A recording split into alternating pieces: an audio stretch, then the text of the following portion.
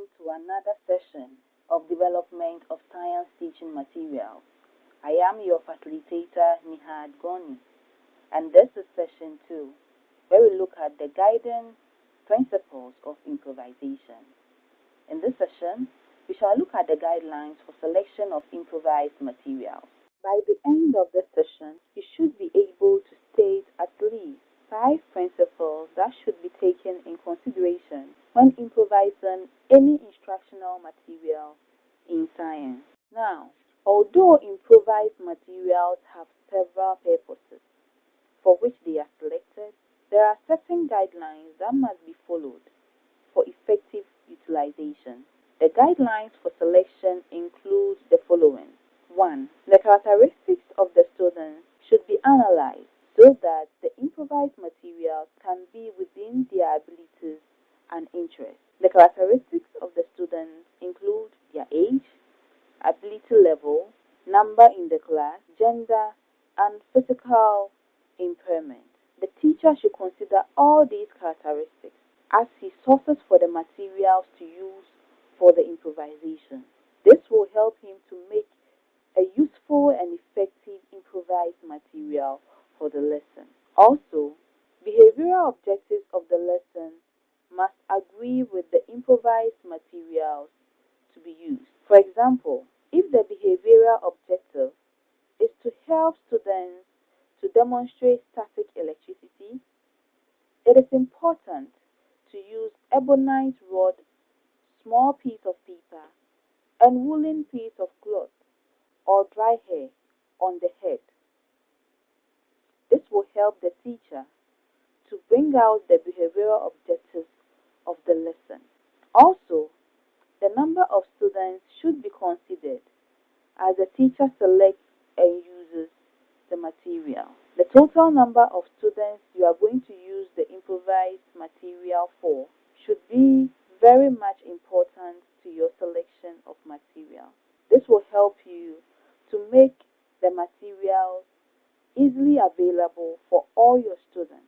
Make sure that your improvised equipment is enough for all your students to have access to it, because improvised science instructional materials that are already made are not easily available. So, if you want to make one, make sure you know the number of your students and you are planning to produce as many as you can that will make your students experience it.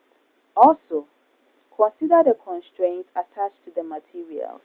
Even though the materials may have the same functions as the standard equipment, they might have some limitations. Consider them before you choose them for your improvisation. Also, consider the time you would take to produce your improvised material. How long will it take for the material to be produced before you go into the improvisation process? Also, even though improvised materials are made from readily available, less expensive materials in the locality, they are not without a cost. So, consider the cost of the materials involved. Also, improvised materials selected must be suitable and their design must meet the aesthetic value of the standard equipment in mind. The effectiveness of the material is a good factor to consider. That is why it should have a design from the standard you are looking at so that it can play its role effectively in the class. Sourcing the material should also be considered. Where will I get what? Which part of my locality will I get this material? Who should I ask for this kind of material I need?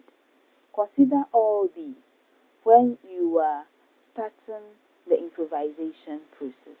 Also, the improvised material selected must meet the policy of the immediate environment or the culture of the student. This is because not all materials are accepted by all cultures. Some materials are considered as taboo. Therefore, to avoid friction with the school and then the community, the teacher should confine with the authority and the community before such materials are brought out for use. Also, consider the safety, durability, and visibility of the improvised material during the selection and usage. How safe is it for your learners? How durable is it for you that when you acquire it, it can take a long time before it is replaced? And how visible is it for your learners to use? Consider all these when you are planning your improvisation. Let's test ourselves in this session. Any 5 principles that should be taken into consideration when improvising any instructional material in science. We have come to the end of this session. In this session, we looked at the principles for us to follow during improvisation of science teaching materials. These principles will guide us to make quality improvised science material. I hope you enjoyed the lesson. See you in my next session. Thank you.